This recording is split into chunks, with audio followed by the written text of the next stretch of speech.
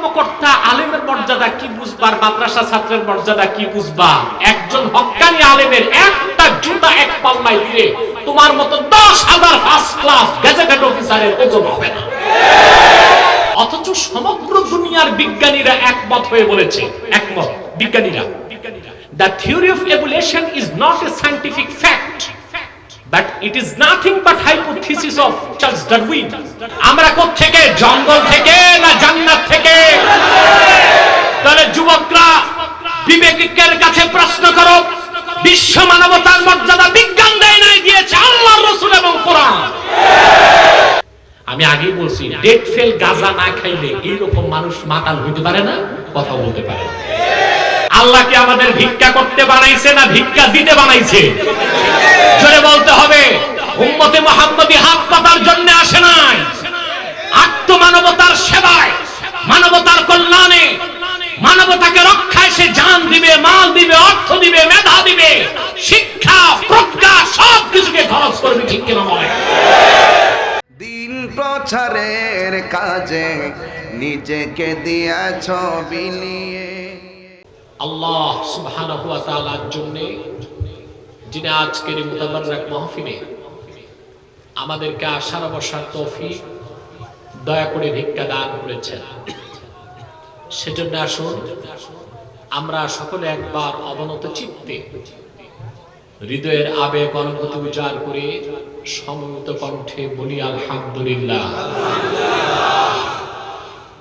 অগণিত অসংখ্য দরুদ ও সালাম আল্লাহর সৃষ্টির প্রধান আকর্ষণ, বিশ্ব সভার সভাপতি, সকল নবী রাসূলের মাথার তাজ, শামসুল হিদায়াত, বদরুদ্দুজা, সাইয়্যিদুস সাকালাইন, ইমামুল মুরসালিন, খাতামুন নবিয়্যিন ওয়াল মুরসালিন, আফতাবে নবুওয়াত, শাহনশাহে রিসালাত, সরকারে দো জাহান, সুলতানুল মদিনা, নবিয়ুল আম্বিয়া, হুজুরে আকরাম, নূরে মুজাসসাম, নূরুন আলা নূর, সাইয়্যিদিনা হাবিবিনা শফিঈনা মাওলানা মুহাম্মদ সাল্লাল্লাহু আলাইহি ওয়াসাল্লামের উপর আল্লাহ জাল্লা যিকরু ওয়া আম্মা নাওয়ালু, যাকে আজ থেকে ১৫০০ বছর আগে প্রেরণ করেছেন, সর্বশ্রেষ্ঠ ও সর্বশেষ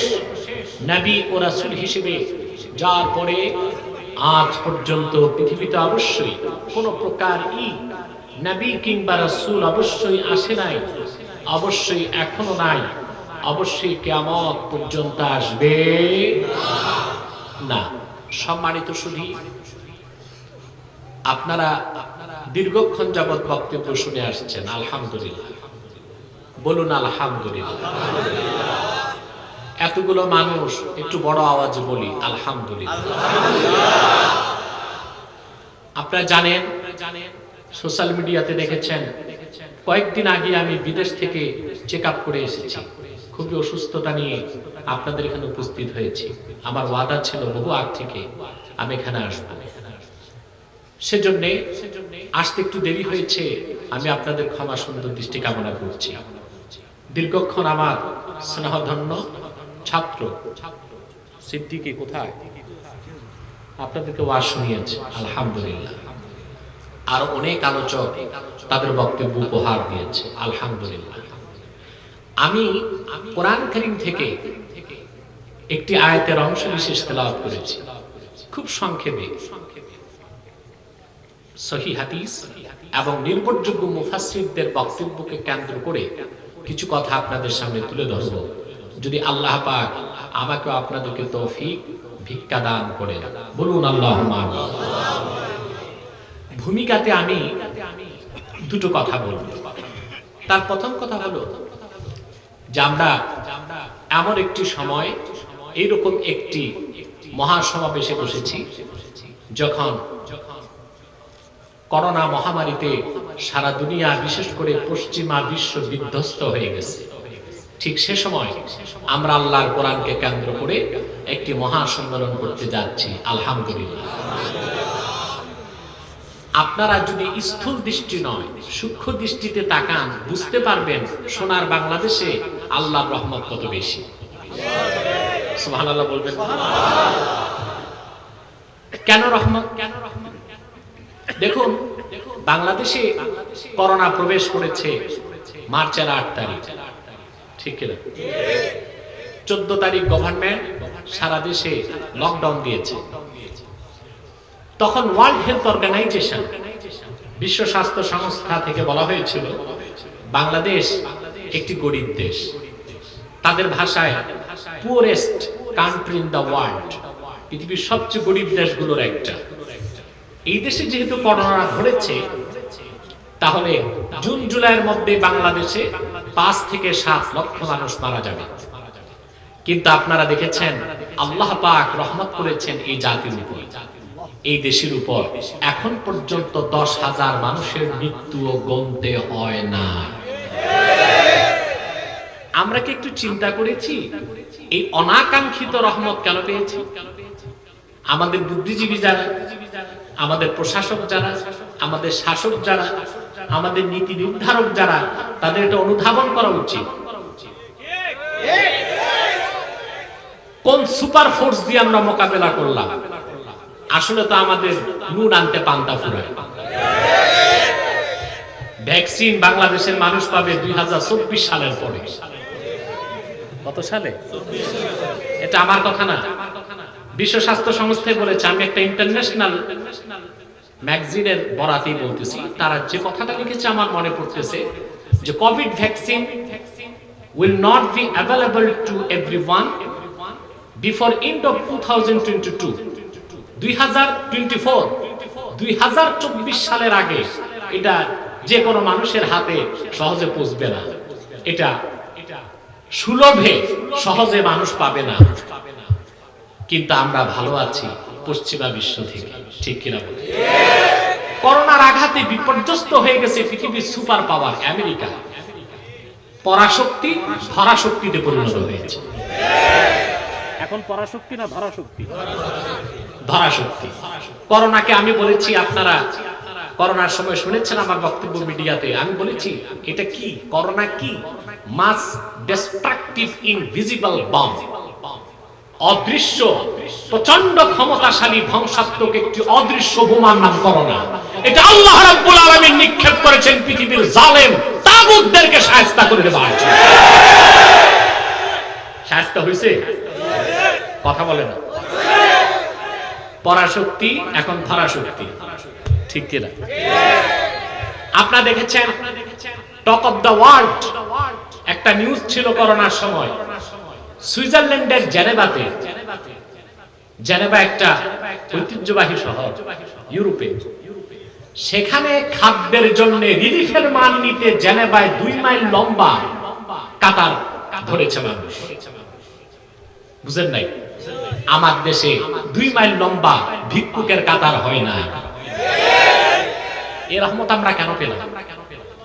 আমরা কি চিন্তা করি? তার একটি কারণ। কয়টি কারণ? আরব বিশ্বকে বাদ দিলে সারা দুনিয়ায় এত মসজিদ মাদ্রাসা নাই, বাংলাদেশে যত মসজিদ মাদ্রাসা আছে। পৃথিবীর কোথাও এত কোরআন কারীমের মাহফিল হয় না সোনার বাংলায় যতটুকু হয়। এই লক্ষ লক্ষ মসজিদের আজান, মাদ্রাসায় কোরআনের তেলাওয়াত আর কোরআনের মাহফিলের জিকির ফিকিরের কারণেই করোনার গজব থেকে বাংলাদেশ পরিত্রাণ পেয়েছে, ঠিক কিনা বলে? এখন আমাদের কাজ কি? আলেম ওলামাকে তিরস্কার করা, ঘাড় ভাঙা দেওয়া, হাত কেটে দেওয়া? আল্লাহ শুকরিয়া আদায় করতে হবে। আল্লাহ যে এত দয়া করলেন, আল্লাহ যে এত মায়া করলেন, এই নিয়ামতের কৃতজ্ঞতা আদায় করতে হবে, ঠিক কিনা বলে? আদায় না করলে কি হবে? আল্লাহ পাক কোরআন কারীমে বলেছেন, লা ইন শাকারতুম লা আযীদান্নাকুম ওয়া লা ইন কাফারতুম ইন্না আযাবি লাশাদীদ। যদি তোমরা আমার নিয়ামতের কৃতজ্ঞতা আদায় করো, তাহলে আমি আল্লাহ পাক তোমাদের জন্য আমার নিয়ামতকে বাড়িয়ে দিব। ওয়ালা ইন কাফারতুম ইন্না আযাবি লাশাদীদ, আর যদি আমার নিয়ামতের অকৃতজ্ঞতা পোষণ করো আমার আযাব অত্যন্ত কঠোর। কোরআনের বরকতে যেই বাংলাদেশ করোনা মহামারী থেকে বেঁচে গেল, সেই দেশে যদি কোরআন সুন্নাহ বিরোধী কাজ হয়, কোরআনপন্থীদের অবমাননা করা হয়, আলেম ওলামাকে হুমকি ধমকি দেওয়া হয়, আমি হুঁশিয়ার করে দিচ্ছি, করোনার সেকেন্ড ওয়েভ আসবে, থার্ড ওয়েভ আসবে, ফোর্থ ওয়েভ আসবে, মহামারী এমন আকার ধারণ করবে, একটি নাস্তিক রামবাম কাফেরের অস্তিত্ব বাংলাদেশে খুঁজে পাওয়া যাবে না।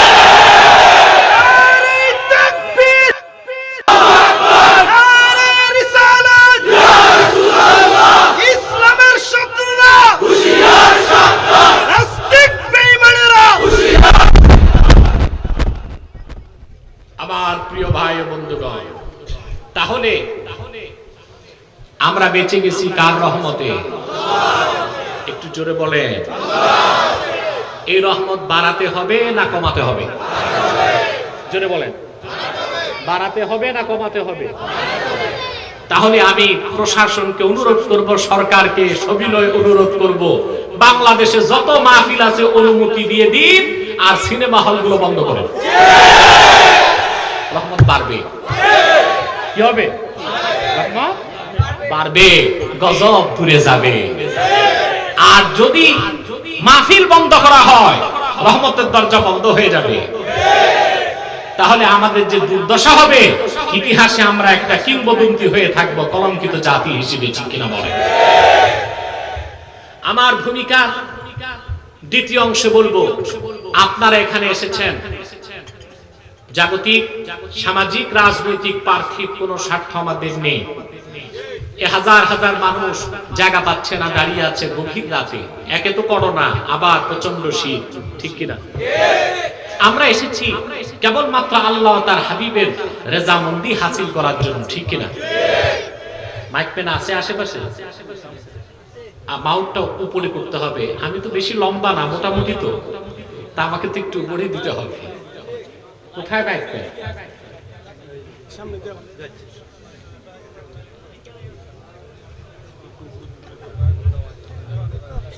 ইউটিউব ভাই যারা এসেছেন, আপনাদেরকে বলবো, আপনারা আলাদা আলাদা স্ট্যান্ডের ব্যবস্থা করবেন।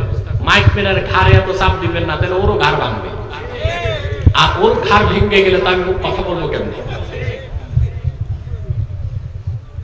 বাস বাস, হয়ে গেছে, যাও। প্রিয় ভাই বন্ধুগণ, ওর জন্য দোয়া করবেন। খুব রোগাক্রান্ত মানুষটা, মাথায় দেয় টুপি, উজু আছে কিনা আমি জানি না।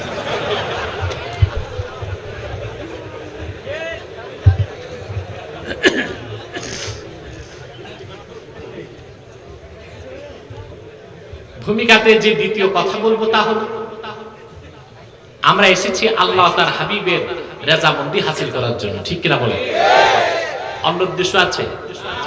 এই যে আসলাম শুধু আল্লাহর কোরআন থেকে ইলম শিখতে। আপনারা বাড়ি থেকে বের হবার সঙ্গে সঙ্গে আল্লাহ পাক আপনাদেরকে তালিবুল ইলমের মর্যাদা দিয়েছে। কিসের মর্যাদা? আপনারা কোরআন কারীমের ছাত্র হয়ে গেছেন। আপনাদের মর্যাদা কত বেশি চিন্তা করতে পারবেন না।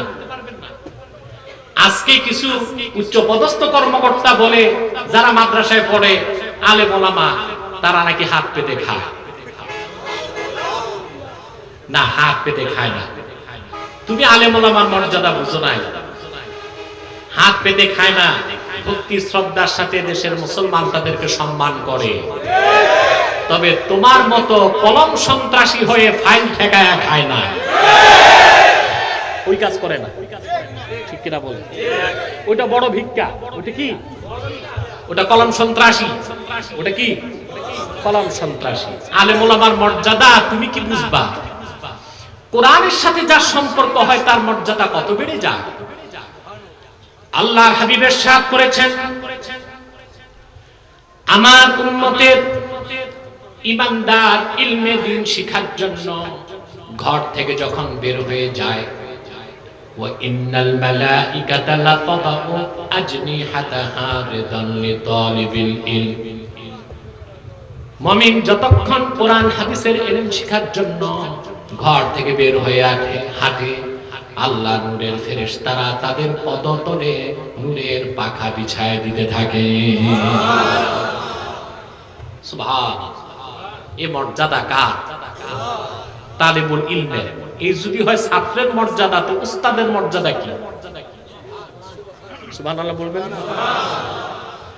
কোরআন কারীমের ছাত্র যখন তালিবুল ইলম হাঁটে, ফেরেশতারা পাখাগুলো গালিচা হিসেবে বিছায় দেয় পায়ের তলায়।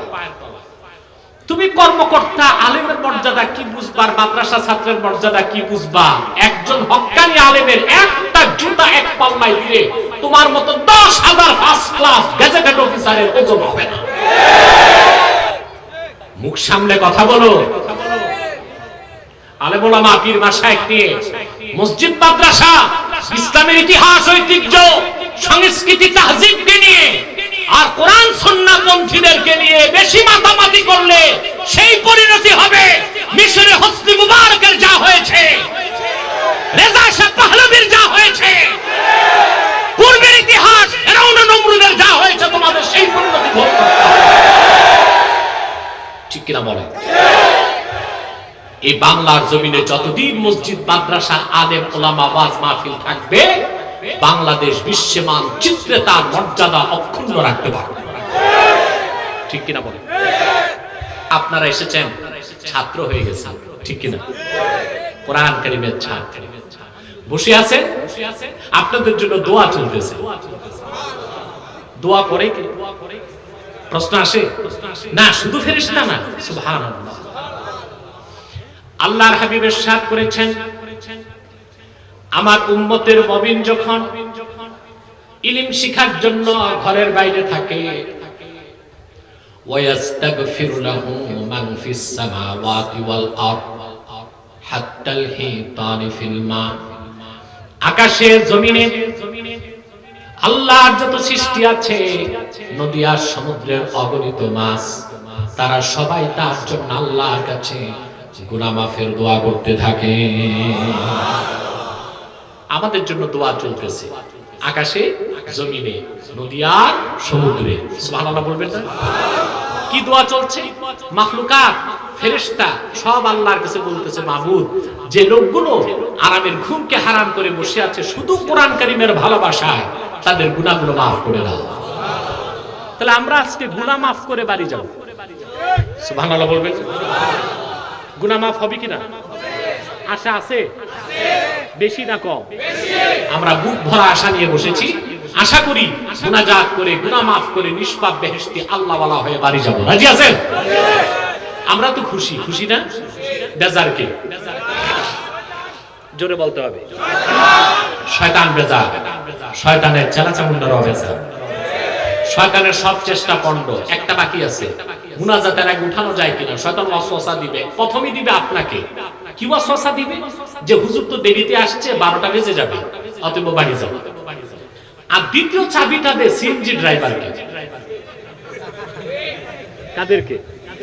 রাত 12টা বাজলেই দেখবেন ওরা আপনাকে ফোন দিবে, ভাই চলো, প্রয়োজনে আজকে ভাড়া 100 টাকা বাড়ায় দিবে। কি বলেন? তাও আমি বেশি রাত করব না। তবে আমরা নেক নিয়ত করে শয়তানের নাপাক গালে একটা চপেটা ঘাত করতে চাই। রাজি আছেন? আমরা নিয়ত করছি কিছুক্ষণ পরে আজকের মুনাজাত করে গুনাহ মাফ করে নিষ্পাপ বেহেশতি আল্লাহ ওয়ালা হয়ে বাড়ি যেতে চাই। কারা কারা হাত তুলে আল্লাহ তাআলাকে দেখা? হাত লম্বা করেন। নারায়ে তাকবীর। আল্লাহ কবুল করুন, আল্লাহ মঞ্জুর করুন, বলুন আল্লাহুম্মা আমিন। সম্মানিত ভাই ও বন্ধুগণ, আমি মূল আলোচনায় প্রবেশ করছি। আমার সঙ্গে আপনারা তিলাওয়াত করুন।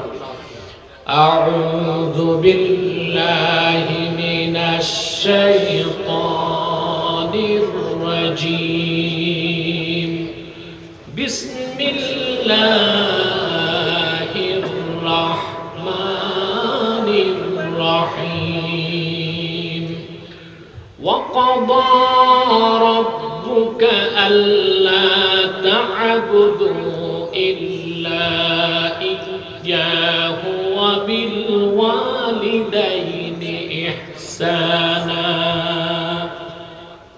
সাদাকাল্লাহু রাজিম। পড়ুন সাদাকাল্লাহু রাজিম। ওয়া সাদাকা রাসূলুহুন নবিয়ুল কারীম ওয়া নাহনু আলা যালিকা মিনাশ শাহিদিন ওয়াশ শাকিরিন ওয়াল হামদু লিল্লাহি রাব্বিল আলামিন। আমি দেখতে পাচ্ছি শয়তান সব এই বাম পাশে জমছে। এগুলো বন্ধ করো, সম্পূর্ণ বন্ধ করো। আর শয়তান তারাও। সম্মানিত সুধী, একটু মনোযোগ দিবেন, কথা বলে না। আমি অসুস্থতা নিয়ে এসেছি, আমি জোরে কথা বলতে পারবো না, আপনাদের বুঝাবার চেষ্টা করবো যদি আল্লাহ পাক তৌফিক দান করেন। আল্লাহ পাক কোরআন কারীম সূরা বনী ইসরাঈল আখিরি নবী নবীকুল সম্রাট মুহাম্মদ সাল্লাল্লাহু আলাইহি ওয়াসাল্লামের উপর অবতীর্ণ কোরআন কারীমে তাবৎ বিশ্বের মানুষের জন্য নির্দেশ করেছেন। ওয়াকাদা রাব্বুক, মুহাম্মদ সাল্লাল্লাহু আলাইহি ওয়াসাল্লাম আপনার রব বিধান করেছেন, হুকুম করেছেন, আইন করেছেন, ফরজ করেছেন, আল্লাহ তা'বুদু ইল্লা ইয়্যা, মানব জাতি তোমরা আল্লাহ ছাড়া আর কারো ইবাদত করবে না। ইবাদত হবে কার? জোরে বলতে হবে কার?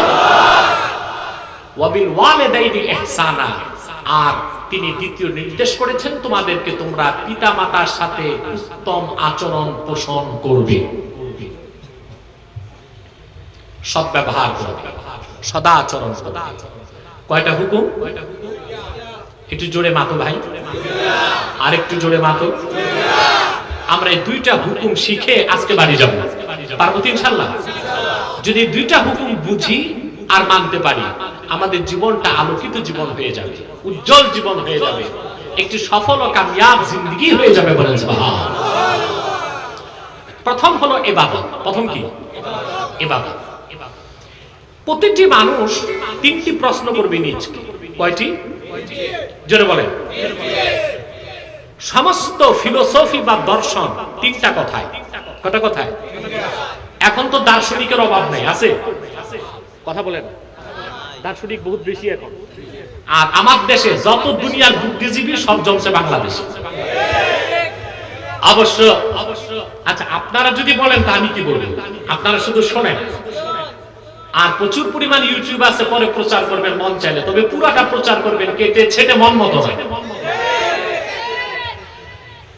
আমি তাদের নাম দিয়েছি, আপনারা দেখেছেন লাইভ শোতে, এরা বুদ্ধি প্রতিবন্ধী। ঠিক কিনা? এরা নিজেদেরকে প্রমাণ করে তারা দার্শনিক, আর এক একজন বুদ্ধি দীপক। বুদ্ধি দীপক। এত বুদ্ধির ঠেলায় চুলগুলো পেকে মাথা সাফ হইয়া স্টেডিয়ামের মতো পরিষ্কার হয়ে গেছে। ঠিক না? ফিলোসফি বা দর্শন তিনটি কথায়। আপনি প্রশ্ন করেন আপনাকে, কে, কোত্থেকে, কেন? সুবহান। আপনি কে? প্রথম কি? আত্মপরিচয় জানতে হবে। আপনি কে, কোত্থেকে এবং কেন?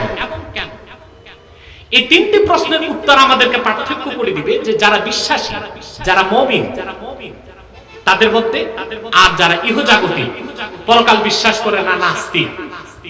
ইহজাগতিক, বস্তুবাদী, জড়বাদী, ন্যাচারালিজমে বিশ্বাসী, প্রকৃতিবাদে বিশ্বাসী, তাদের জীবন দর্শন আর আমাদের জীবন দর্শনে রয়েছে যথেষ্ট পার্থক্য। ঠিক কিনা বলেন? যদি অবিশ্বাসী কাফেরদেরকে জিজ্ঞেস করেন তুমি কে, বলবে আমরা বানরের গোষ্ঠী। কিসের গোষ্ঠী? বানরের গোষ্ঠী।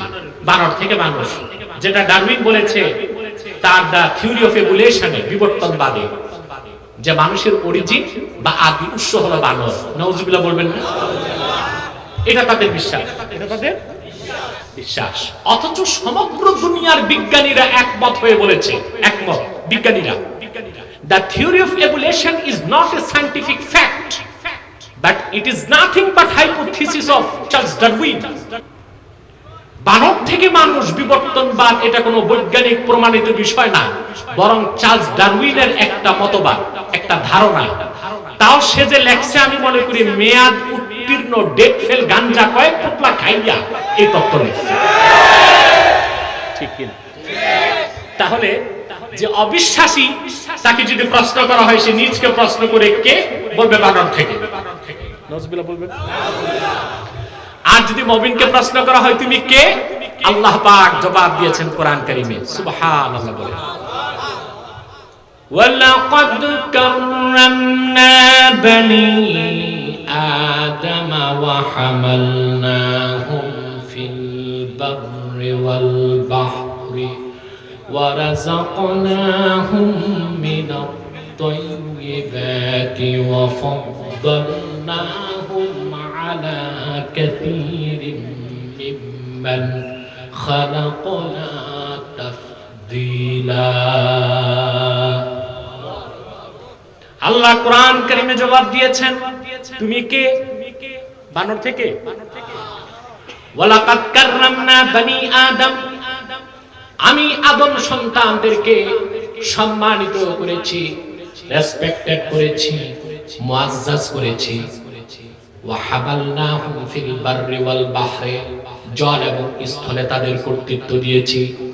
ওয়া রাযাকনাহুম মিনাত তাইয়্যিবাত, আর পৃথিবীর সবচেয়ে শ্রেষ্ঠ উৎকৃষ্ট দামি খাবারগুলো তাদেরকে রিজিক হিসেবে দিয়েছি বলে সুবহানাল্লাহ। তাহলে আমার পরিচয় আমি কে?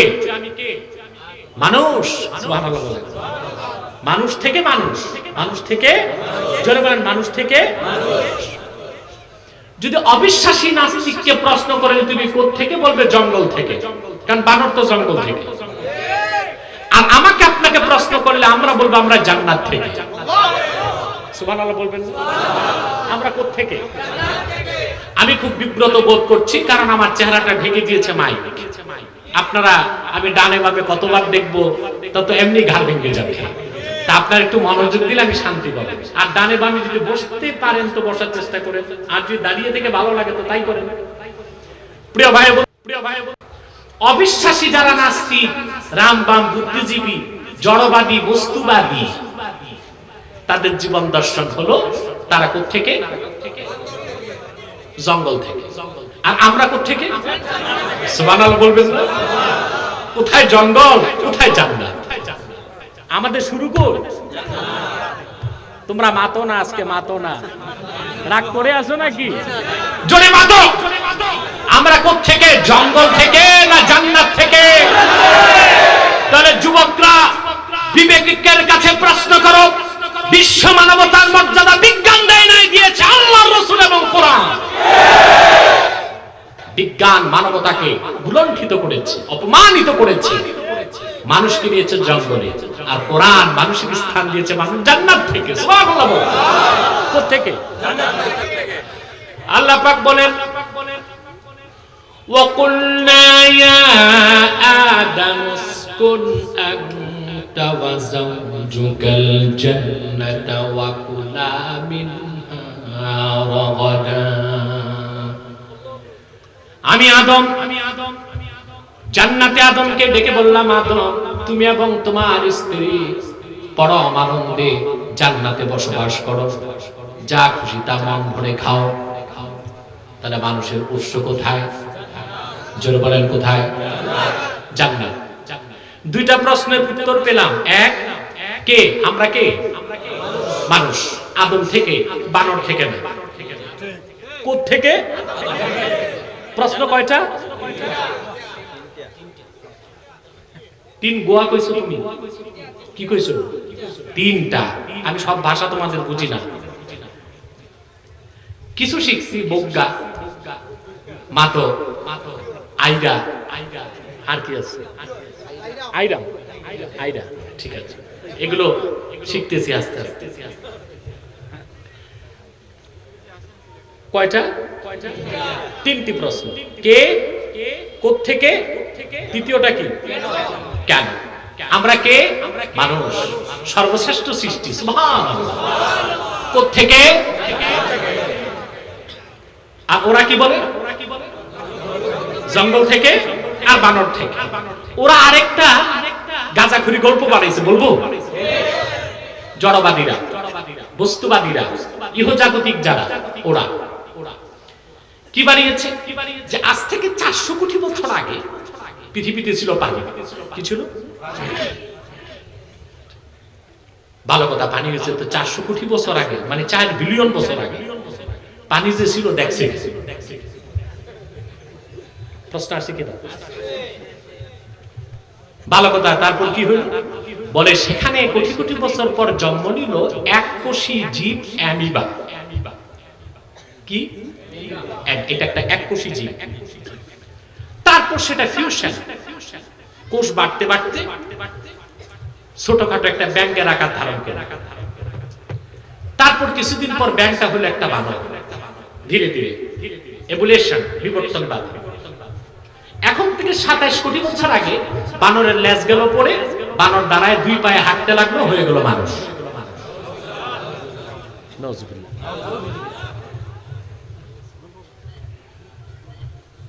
কেন স্টেজে ডিস্টার্ব হয়ে গেল? কি জন্য বলেন নাউজুবিল্লাহ। এই হলো মানব সৃষ্টির তাদের ব্যাখ্যা। আমি আগেই বলছি, ডেট ফেল গাঁজা না খাইলে এইরকম মানুষ মাতাল হইতে পারে না, কথা বলতে পারে না।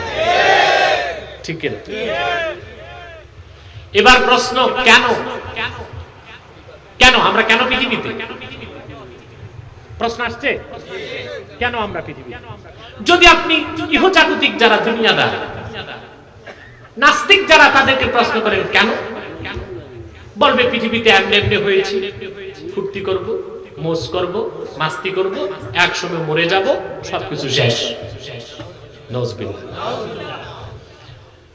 আল্লাহ পাক তাদেরকে কোরআন কারীমে তিরস্কার করে প্রশ্ন করেছেন, আফা হাসিবতুম আন্নামা খালাকনাকুম আবাসান ওয়া আন্নাকুম ইলাইনা লা তুরজাউন।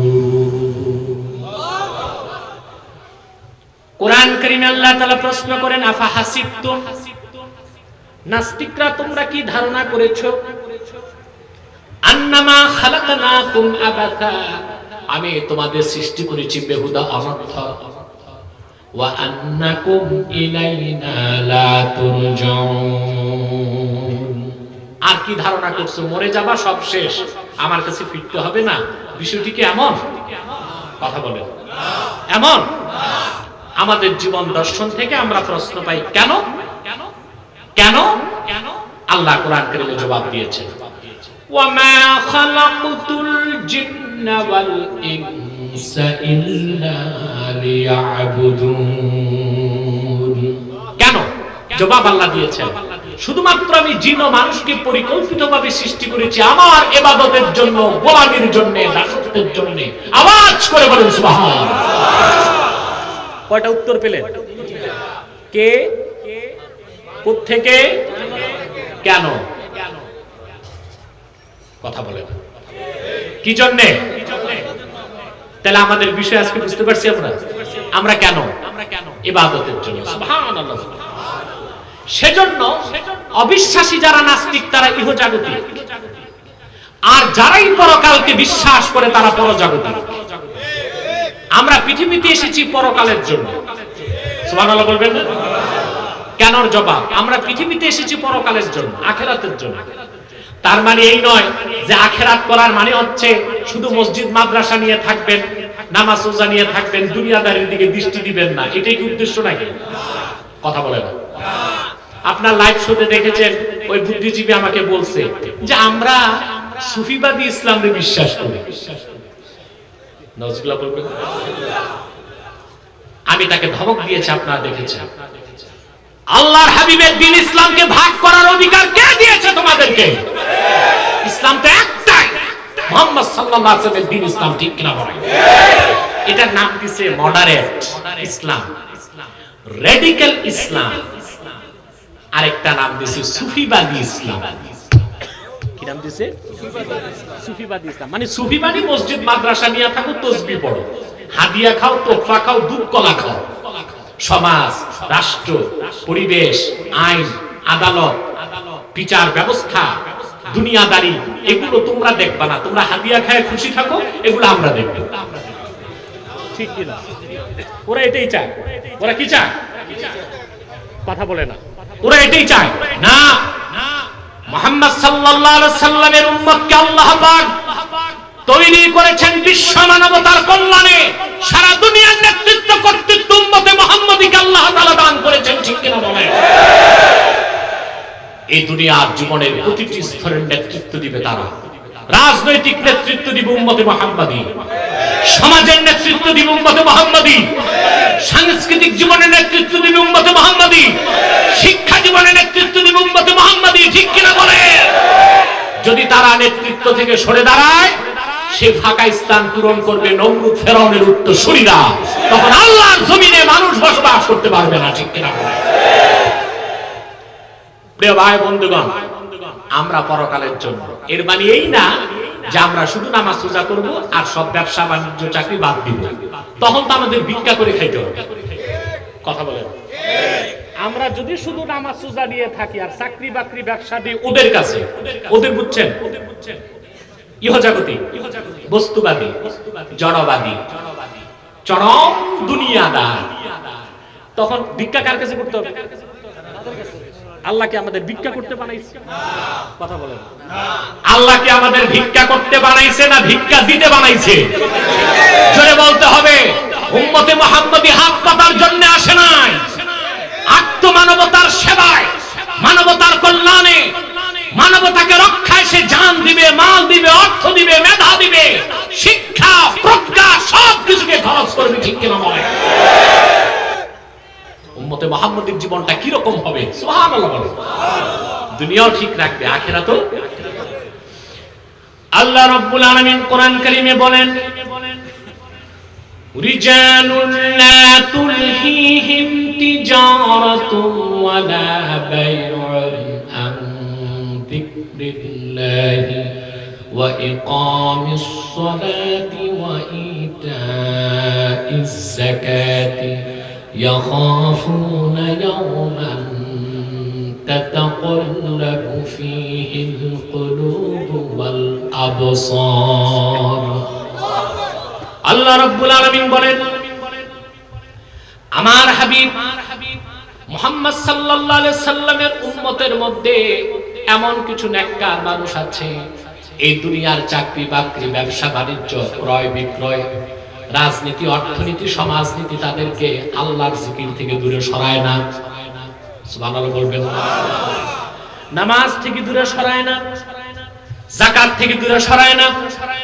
তারা চাকরি করে, ব্যবসা করে, লেনদেন করে, সুবহানাল্লাহ, নামাজের সময় নামাজ পড়ে, যাকাতের সময় যাকাত দিয়ে দেয়। দুনিয়ায় যতদিন বেঁচে থাকে সর্বক্ষণ সেই দিনের বোধ বিশ্বাস অন্তরে রাখে যে কিয়ামতের দিন প্রতিটি মানুষের চোখ আর অন্তর আল্লাহর ভয়তে কাঁপতে থাকবে। আমরা দুনিয়াদারি করব কিন্তু আমরা পরজাগতিক, ঠিক কিনা বলেন? সেই সমস্ত দুনিয়াদারিটা হবে আমাদের আল্লাহর ইবাদতের ভিত্তিতে, ঠিক কিনা? তাহলে আমরা তিনটি প্রশ্ন, কে আমরা? কে? সর্বশ্রেষ্ঠ সৃষ্টি। কোত্থেকে? কেন? জোরে বলতে হবে। সুবহানাল্লাহ। আমাদের সৃষ্টির মূল উদ্দেশ্য আল্লাহর ইবাদত করা।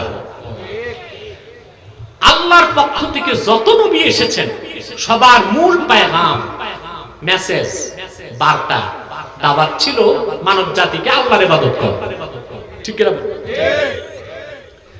কোরআন কারীমে আল্লাহ পাক উদাহরণ দিয়েছেন, লক্ষাধিক নবীর কথা বলেন নাই, তাদের কথা বলেছেন 25 জন নবীর।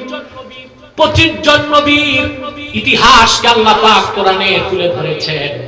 যারা আল্লাহর ইবাদতের বার্তা মানুষকে দিয়েছেন তাদের কাজই ছিল আল্লাহর ইবাদতের কথা বলা, ঠিক কিনা বলেন? উদাহরণ দিয়ে আল্লাহ পাক বলেন, ওয়ালাকাদ আরসালনা নূহান ইলা কওমিহি ইন্নী লাকুম নাযীরুম মুবিন আল্লা তা'বুদু ইল্লাল্লাহ। আল্লাহ রাব্বুল আলামিন বলেন, নূহকে আমি রিসালাতের দায়িত্ব দিয়ে পাঠিয়েছি। শতাব্দীর পর শতাব্দী তিনি তার জাতিকে আহ্বান করে বলেছেন, হে আমার জাতি, আমি সুস্পষ্ট সতর্ককারী হিসেবে তোমাদের কাছে এসেছি, একটি পেগাম দেবার জন্য। তোমরা একমাত্র আল্লাহর ইবাদত করো, আর কারো ইবাদত করো না। বলেন সুবহানাল্লাহ। আল্লাহ পাক আবার উদাহরণ দিয়েছেন, ওয়া ইলা আদিন আখাহুম হুদান ক্বালা ইয়া কওমি ইবুদুল্লাহা মা লাকুম মিন ইলাহিন গায়রু ইন আনতুম ইল্লা মুফতারুন। আল্লাহ পাক বলেন, আমি আদ জাতির নিকট তাদের ভাই হুদকে প্রেরণ করেছি। তিনিও যুগের পর যুগ তার জাতিকে আহ্বান করে বলেছেন, হে আমার জাতি, তোমরা একমাত্র ইবাদত করো আল্লাহর, তিনি ছাড়া কোনো মাবুদ নাই। সুবহানাল্লাহ বলেন। আল্লাহ পাক আবার দৃষ্টান্ত দিয়েছেন, ওয়া ইলা সামুদ আখাহুম সালিহান ক্বালা ইয়া কওমি ইবুদুল্লাহ মা লাকুম মিন ইলাহিন গায়রু। আল্লাহ পাক বলেন, সামুদ জাতির নিকট আমি তাদের ভাই সালেহকে নবী হিসেবে প্রেরণ করেছি। তিনিও যুগের পর যুগ মানুষকে দাওয়াত দিয়ে বলেছেন, হে আমার জাতি, তোমরা ইবাদত করো একমাত্র আল্লাহর, আকাশ ও জমিনে তিনি ছাড়া কোনো মাবুদ নাই। আল্লাহ পাক আবার উদাহরণ দিয়েছেন, ওয়া ইলা মাদিয়ানা আখাহুম শুআইবান ক্বালা ইয়া কওমি ইবুদুল্লাহা মা লাকুম মিন ইলাহিন গায়রু। আল্লাহ পাক বলেন, মাদিয়ান জাতির নিকট আমি তাদের ভাই শুআয়বকে প্রেরণ করেছি। নাম শুনছেন শুআয়ব? কথা বলে না। মুসা নবীর শ্বশুর। সুবহানাল্লাহ। আল্লাহ বলেন, আমি শুআয়বকে পাঠিয়েছি, তিনিও যুগের পর যুগ তার জাতিকে ডাক দিয়ে বলেছেন, হে আমার জাতি, একমাত্র ইবাদত করো আল্লাহ, তিনি ছাড়া কোনো মাবুদ নাই। সবার পরে এসেছেন আখিরি নবী, নবী কুল সম্রাট মুহাম্মদ সাল্লাল্লাহু আলাইহি ওয়াসাল্লাম। তিনি আল্লাহর পক্ষ থেকে মানব জাতিকে ডাক দিয়ে বললেন, ইয়া আইয়ুহান নাসু উবুদু রাব্বাকুমুল্লাযী খালাকাকুম ওয়াল্লাযীনা মিন ক্বাবলিকুম লাআল্লাকুম তাত্তাকুন। হে মানব জাতি, সুবহানাল্লাহ বলবেন না? পূর্বের সব নবী ডাক দিয়েছেন, হে আমার জাতি। নূহ নবী ডাক দিয়েছেন, হে মানব জাতি। কারণ পূর্বের নবীরা ছিলেন সাম্প্রদায়িক নবী, আঞ্চলিক নবী, আর আমার নবী বিশ্ব নবী, সৃষ্টি জগতের নবী। ঠিক কি না? আজকে বুদ্ধিজীবীদের একটা প্রশ্নের উত্তর দিব। তারা বলে আমরা সাম্প্রদায়িক, বলে না? আপনারা তো দেখছেন না লাইভ শোটা? আমার কাছে বিশেষজ্ঞরা বলেছে, বাংলাদেশের ইতিহাসে কোনো লাইভ শো এতটা প্রচারিত হয়নি। মনে রাখবেন, এই বিজয় ব্যক্তি আনায়েতুল্লাহ আব্বাসীর বিজয় নয়, আল্লাহর হাবিব মুহাম্মদ সাল্লাল্লাহু আলাইহি সাল্লামের গোলামের মাধ্যমে গোটা বাংলাদেশের কোরআনপন্থীদের বিজয় হয়েছে। ঠিক কিনা বলেন?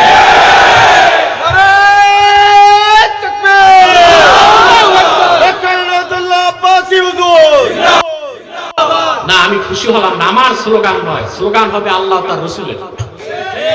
নারায়ে তাকবীর, নারায়ে তাকবীর, নারায়ে রিসালাহ, এটাই আমাদের স্লোগান। আমরা ব্যক্তি পূজারী হব না, আমরা ব্যক্তিকে তৈলমর্দন করতে করতে ধ্বংস করে দেই। ঠিক কিনা? আমার লাইভ শোর পরে ঢাকা বিশ্ববিদ্যালয়, চট্টগ্রাম বিশ্ববিদ্যালয়, রাজশাহী বিশ্ববিদ্যালয়, কুষ্টিয়া বিশ্ববিদ্যালয়ের প্রায় 40 জন প্রফেসর, ডিপার্টমেন্টের চেয়ারম্যানগণ ফোন করেছে আমাকে মোবারক জ্ঞাপন করতে। আমি বিদেশ ছিলাম, তাদের প্রত্যুত্তর দিতে পারি নাই, কিন্তু আমি তাদের জন্য দোয়া করেছি। এই বিজয়টা এককভাবে আমার হয় নাই, এটা হচ্ছে বাংলাদেশবাসীর বিজয়। ঠিক কিনা বলেন? মুসলমান, আমি বর্তমান পরিস্থিতিতে একটি স্লোগান দিয়ে যাচ্ছি, মাসলাক যার যার, দ্বীন ইসলাম সবার। মনে থাকবে? আবার বলেন, মাসলাক যার যার, আবার বলেন মাসলাক যার যার, দ্বীন ইসলাম সবার। শত্রু যদি ঘরে আগুন দিতে আসে, সব ভাইকে এক হতে হবে, কারণ ভাই বোনের কাছে বাবা মার ক্ষেত্রে কোনো প্রশ্ন নাই, জমি জায়গা নিয়ে দ্বন্দ্ব থাকতে পারে। আগে শত্রু থেকে বাড়ি রক্ষা করতে হবে, তারপর পরে দেখা যাবে কোন ভাই কতটুকু ভাগ পায়। তাহলে আবার একদল বেদাতি বাংলাদেশে স্লোগান দেয়, সুন্নিয়ত যার যার, পীর যার যার, সুন্নিয়ত সবার। ঈমান নাই, ইসলাম নাই, সুন্নি হয়ে গেছে। এই রকম ফরমালিন যুক্ত সুন্নির বাংলাদেশে ভাত আর বেশি দিন থাকবে না ইনশাআল্লাহ। সৈয়দ আহমদ বেরেলি আর কারামত আলী জনপুরি রাহমাতুল্লাহর উত্তরসূরিরাই খাঁটি সুন্নি। সারা বাংলাদেশে সুন্নিয়তের ঝান্ডা তাদের মাধ্যমে উড্ডীন হবে। সারা বাংলাদেশে হুকুমতে কোরআন খেলাফতের ভিত্তিতে সৈয়দ আহমদ বেরেলি ও কারামত আলী জনপুরির উত্তরসূরিদের দ্বারাই বাংলাদেশে প্রতিষ্ঠিত হবেই হবে ইনশাআল্লাহ।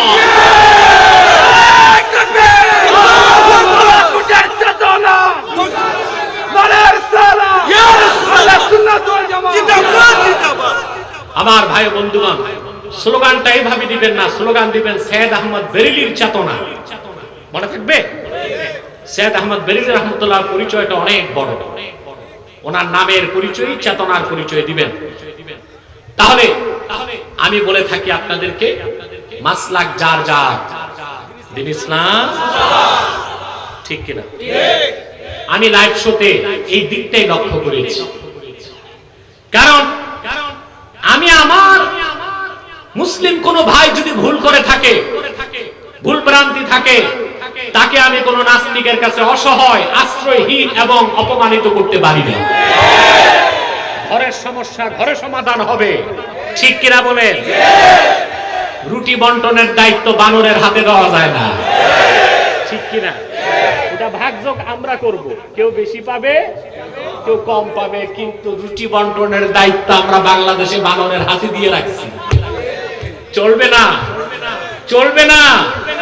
আগামীর বাংলাদেশ হবে আল্লাহর কোরআনের বাংলাদেশ, আগামীর বাংলাদেশ হবে পীর মাশায়েখের বাংলাদেশ, আগামীর বাংলাদেশ হবে ইসলামের বাংলাদেশ।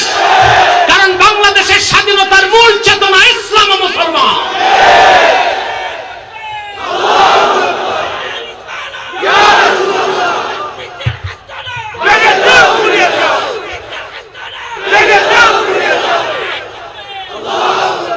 আমার প্রিয় ভাই বন্ধুগণ, আমাকে বুদ্ধিজীবী একজন প্রশ্ন করছে আরো আগে, যে আপনারা সাম্প্রদায়িকতা চান? আমার জবাব হচ্ছে, একমাত্র মুসলমান অসাম্প্রদায়িক, আর সব ধর্মের লোক সাম্প্রদায়িক। তার কারণ আল্লাহ রাব্বুল আলামিন সকল সম্প্রদায়ের রব, ঠিক কিনা? মুহাম্মদ সাল্লাল্লাহু আলাইহি ওয়াসাল্লাম তিনি একটি সম্প্রদায়ের জন্য আসেন নাই, তিনি এসেছেন সব সম্প্রদায়ের হেদায়েতের জন্য, ঠিক কিনা বলেন? আল্লাহ পাক কোরআনে বলেছেন, ইন্নামা আনতা মুনদির ওয়া লিকুল্লি কওমিন হাদ। মুহাম্মদ সাল্লাল্লাহু আলাইহি ওয়াসাল্লাম আপনি নিশ্চয়ই সতর্ককারী এবং সকল জাতির জন্য হেদায়েতকারী। তার রাসূলুল্লাহ সাল্লাল্লাহু আলাইহি ওয়াসাল্লাম কি কোন একটি সম্প্রদায়ের জন্য এসেছে, না তামাম জাহানের জন্য? তিন, এই কোরআন শুধু মুসলমানের জন্য না সব জাতির জন্য? জোরে বলেন। আল্লাহ পাক বলেছেন, শাহরু রমাদানাল্লাযী উনজিলা ফীহিল কুরআন হুদাল লিন্নাস। এই কোরআন পৃথিবীর সকল যুগের, দেশের, বর্ণের, বংশের মানুষের জন্য হেদায়েতের জন্য। তাহলে কোরআন কি সাম্প্রদায়িক না অসাম্প্রদায়িক? জোরে বলেন। চার, আমরা উম্মতে মুসলিমা, আমাদের ব্যাপারে আল্লাহ কি বলেছেন?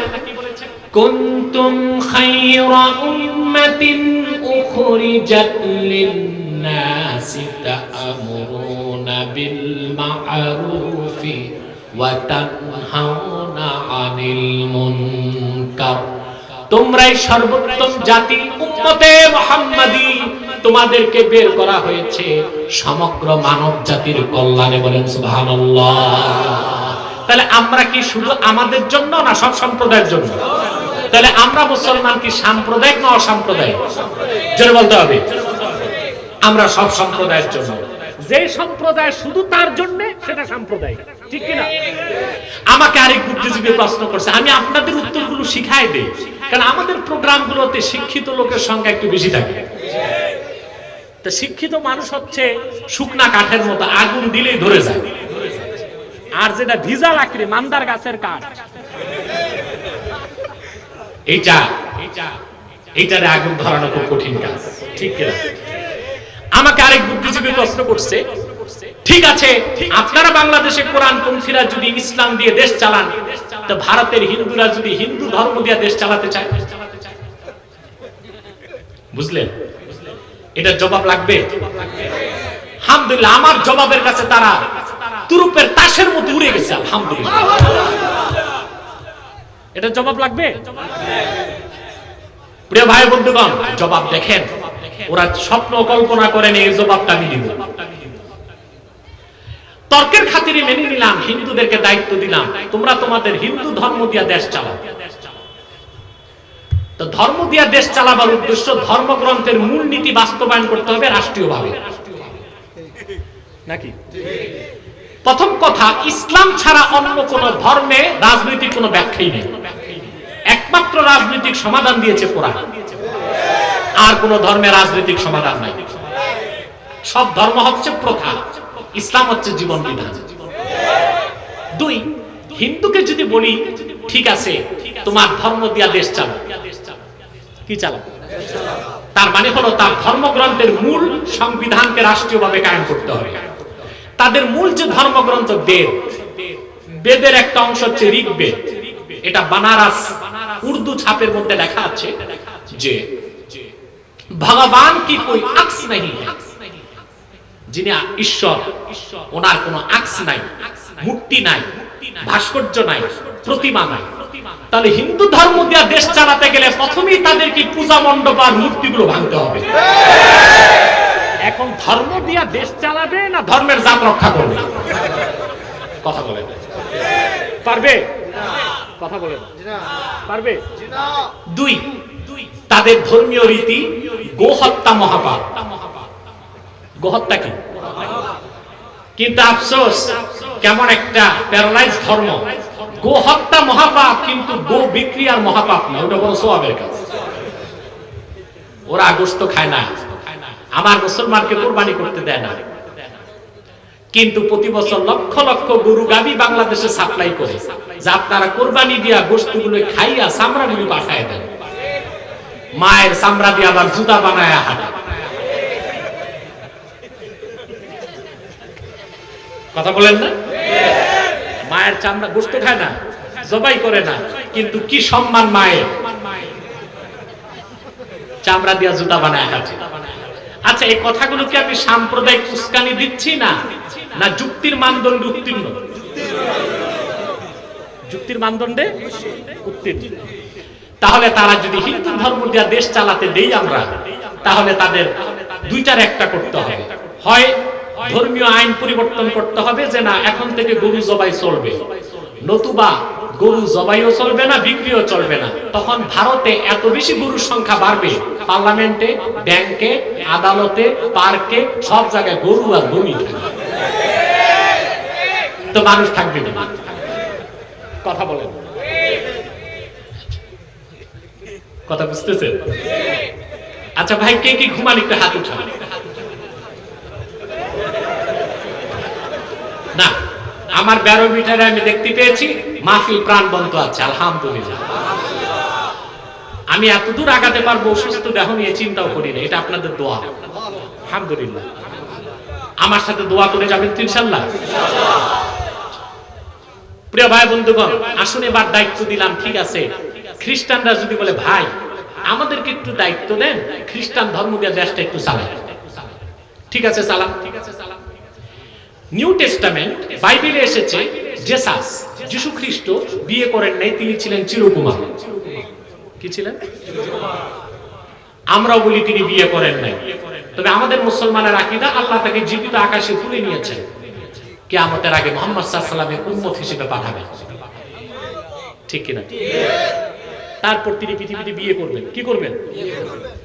আর খ্রিস্টানদের আকীদা, তারা ক্রুসিফিকেশনে বিশ্বাস করে, ক্রুশবিদ্ধ, যে ঈসাকে হত্যা করা হয়েছে।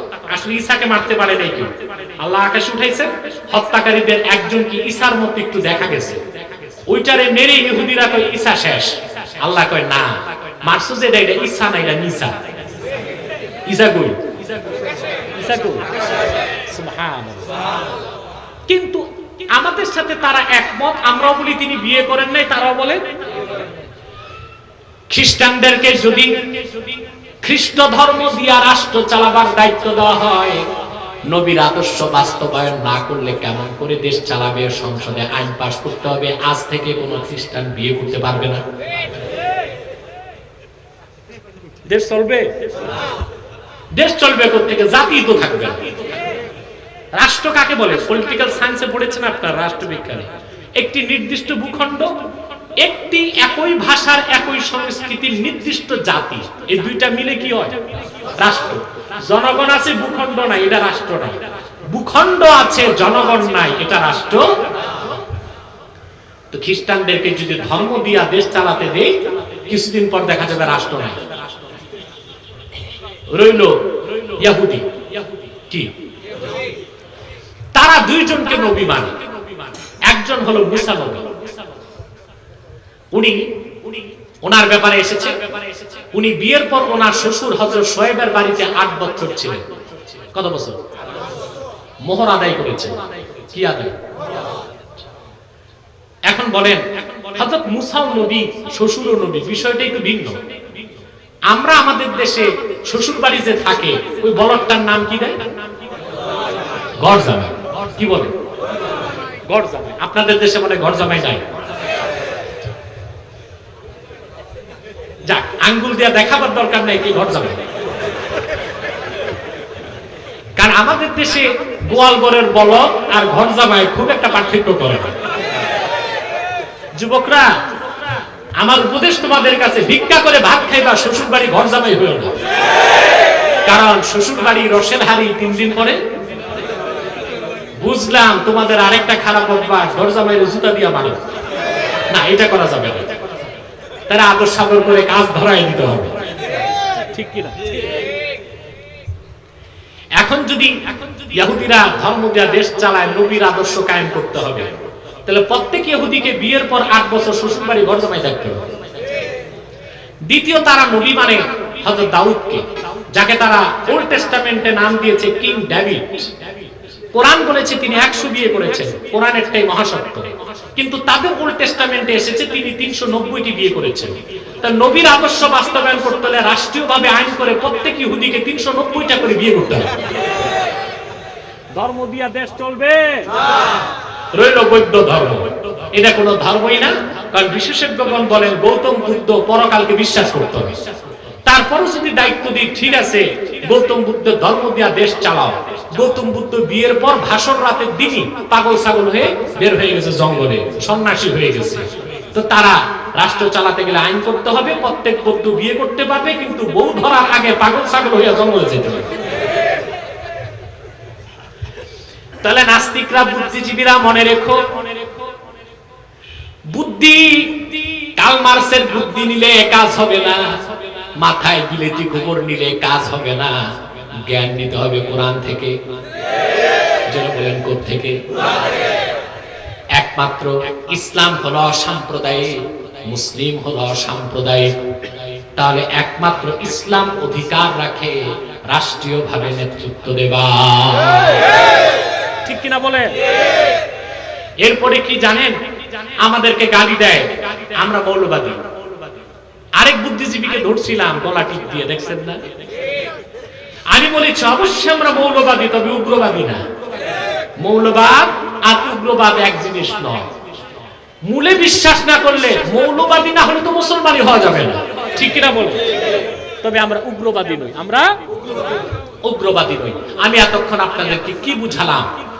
আমার নূর নবী মুহাম্মদ সাল্লাল্লাহু আলাইহি ওয়াসাল্লাম এসেছেন সকল জাতির জন্য, হেদায়েতের জন্য। মুহাম্মদ সাল্লাল্লাহু আলাইহি ওয়াসাল্লাম 1500 বছর আগে ডাক দিয়েছেন হে মানব জাতি বলে। ঠিক কিনা বলে? কারণ তিনি এসেছেন গোটা সৃষ্টি জগতের হেদায়েতের জন্য। আর আমরা উম্মতে মুহাম্মাদী অসাম্প্রদায়িক, আমাদের কাজ হলো সকল জাতির কল্যাণে। ঠিক কিনা বলেন?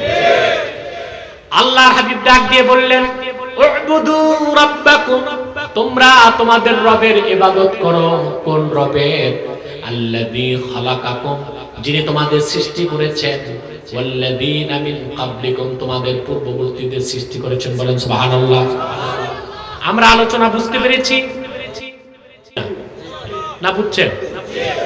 কে জোরে বলতে হবে, কে সর্বশ্রেষ্ঠ সৃষ্টি? কোত্থেকে? কেন? এখন ইবাদতের ব্যাখ্যা দিয়ে আমি দ্বিতীয় প্রসঙ্গে 5 মিনিট কথা বলবো, বাবা মার ব্যাপারে। ঠিক আছে? একটু ধৈর্যের সাথে বসেন। আমি জানি রাত হয়েছে, বিরক্ত হচ্ছেন। হ্যাঁ, আস্তারাই। এই তো, এটি তোমাদের দয়া মায়া আমার প্রতি।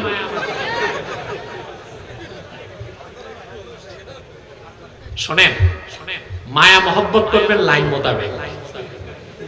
বেলাইন মায়া করলে তো জান জীবন যাবে। এক পিসাব গেছে মাহফিলে, বুঝলেন? এখন পিসাব বসে আছে, খলিফাতুল পিসাবের গুণ কীর্তন করতেছে, বুঝেন না? খলিফাদের কাজী পীরের অ্যাডভার্টাইজ, যে আমার পিসাব সকালে থেকে তাল গাছে, বিকালে বট গাছ। ঠিক কিনা? কথা বলেন। রয়্যাল বেঙ্গল টাইগারের পিঠে সোয়ার হয়, সকাল বিকাল কিছু খায় না। তাই বলতে বলতে পীরের গুরু কীর্তন জনগণের মনে শ্রদ্ধা সৃষ্টি করতে তিনি পিসাবের একটা দাড়ি ছিঁড়ে চুমা দিতেছে, পকেটে রাখছে।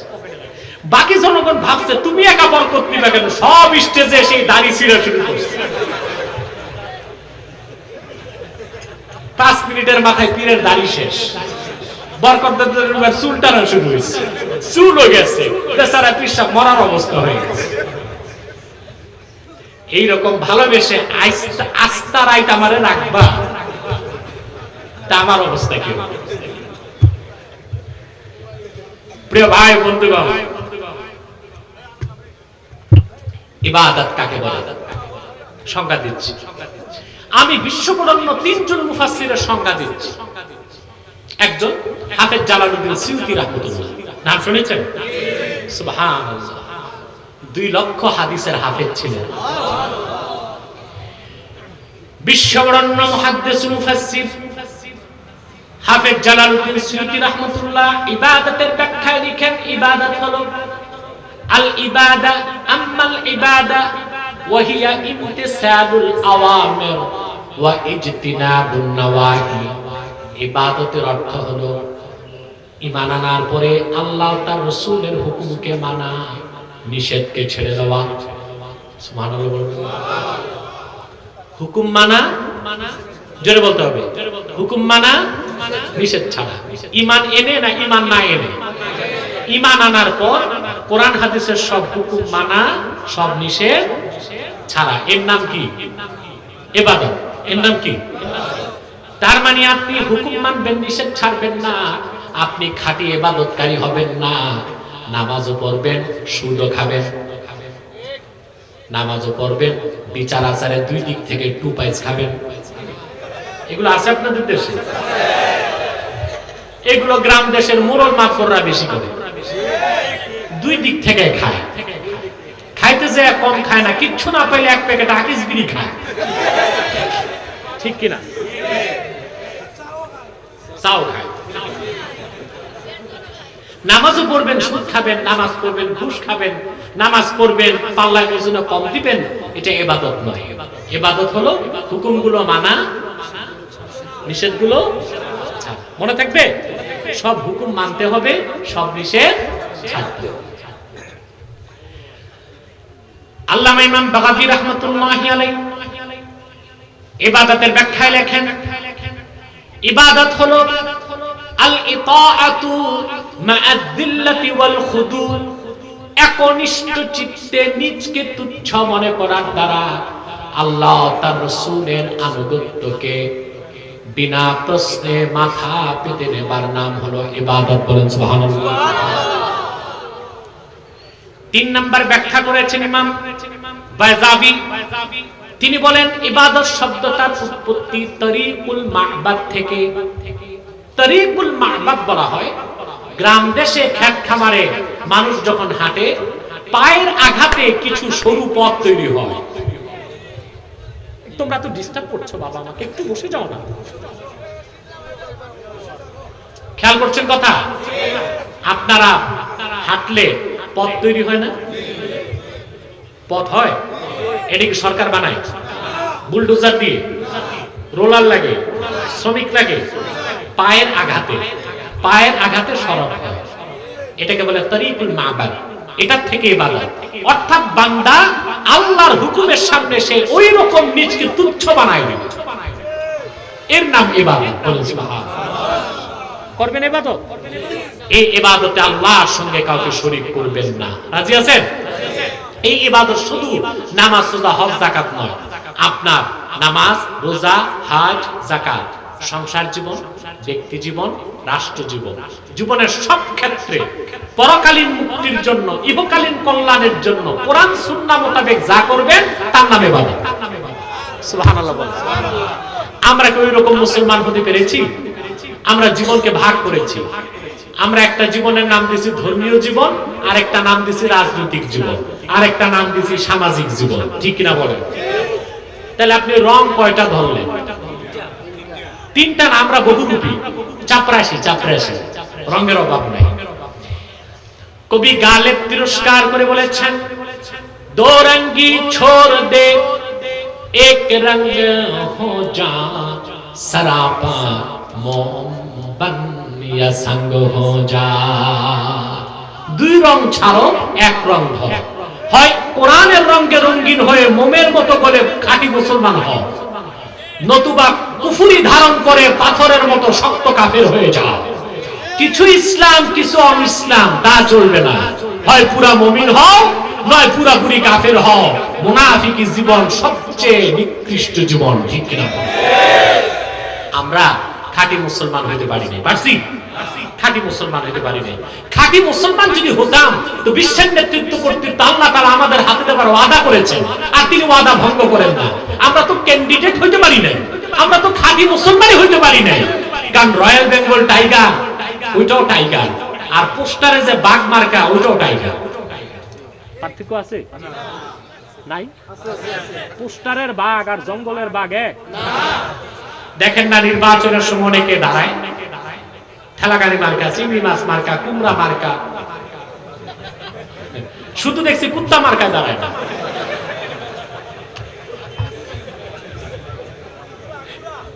বাঘ মার্কায় দাঁড়ায়। ঠিক কিনা? মানুষ যখন বাঘ মার্কায় দাঁড়ায়, ফেল করলো, একটা মার্কা তো হয়েছে, পাস করছে, কমিশনার হয়ে গেছে, কিন্তু ঠেলাগাড়ি মার্কায়। মানুষ ডাকে ওই ঠেলাগাড়ি আসছে কমিশনার, কি বলে? ঠেলাগাড়ি আসছে।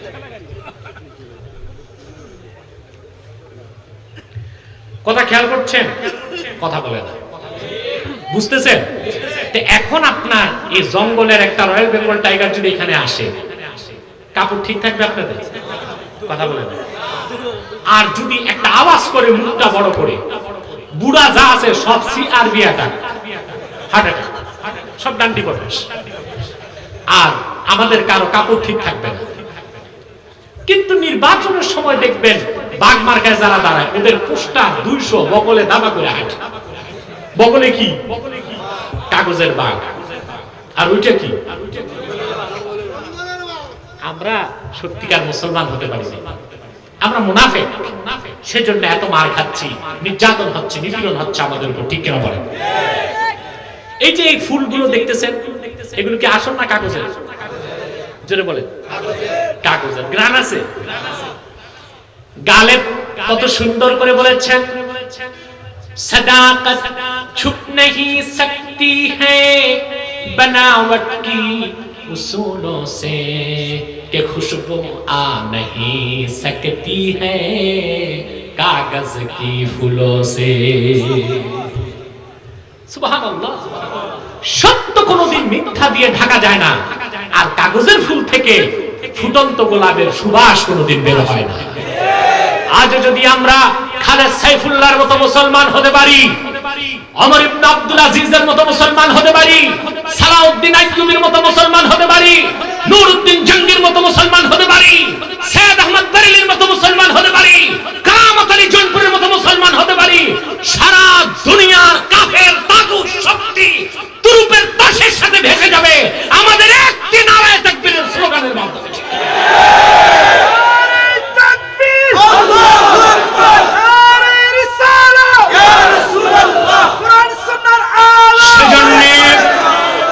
আমার মুসলমান ভাইরা, আমাদেরকে সত্যিকার মুসলমান হতে হলে আল্লাহর ইবাদতের জিনজির গর্দানে ধারণ করতে হবে। সে ইবাদত, আবার বলছি, শুধু নামাজ রোজা না, সব ক্ষেত্রে কোরআন হাদিসের হুকুম মানা, নিষেধ ছাড়া। এর নাম কি? এতটুকু বুঝছে? এবার দ্বিতীয় অংশ 5 মিনিট। ওয়াবিল ওয়ালিদাইনি ইহসানা, দ্বিতীয় নির্দেশ আল্লাহ হুকুম করেছেন পিতামাতার সাথে সদা আচরণ করা। পিতামাতা কার কার আছে আমি জানি না।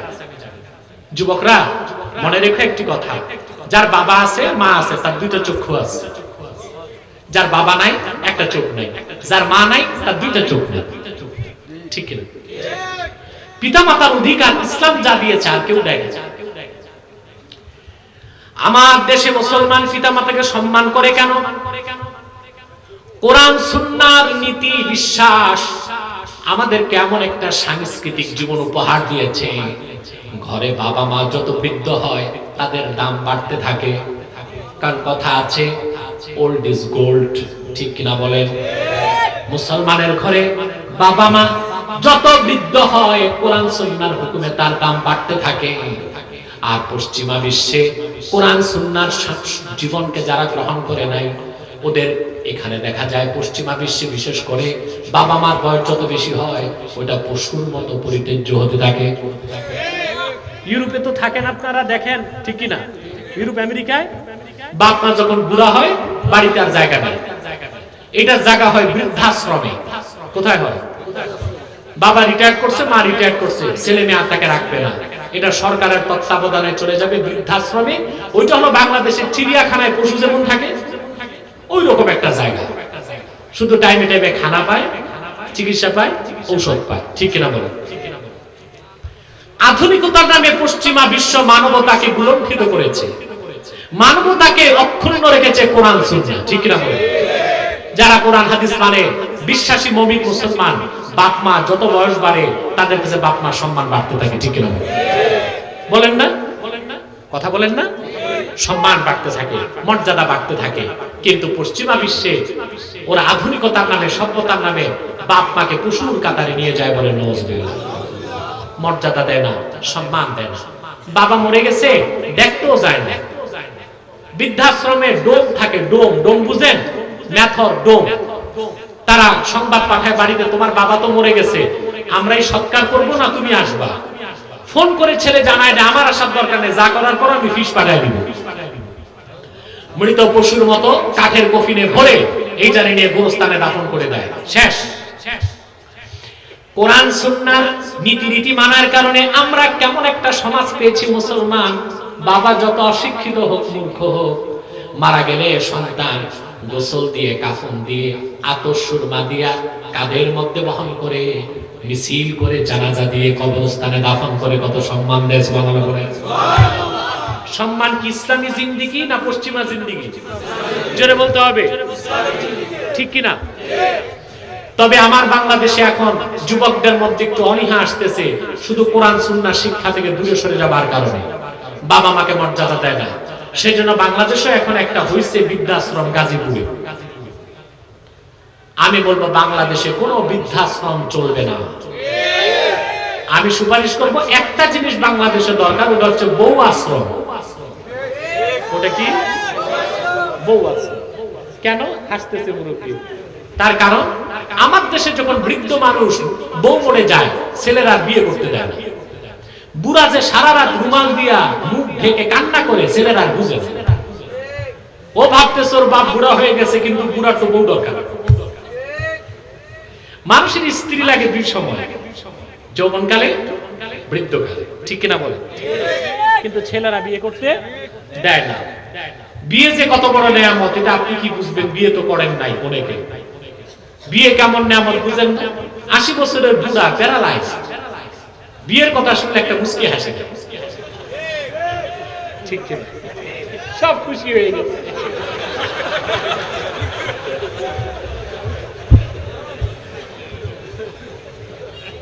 এখন দেখা যায় বউ মরে গেছে, বাপ মা কি করে, বাবা বিয়ে করতে পারে না, কষ্ট পায় না। আমি সরকারকে বলবো, সরকার বউ আশ্রম করে দিক সরকারি ভাবে, বৃদ্ধাশ্রম না।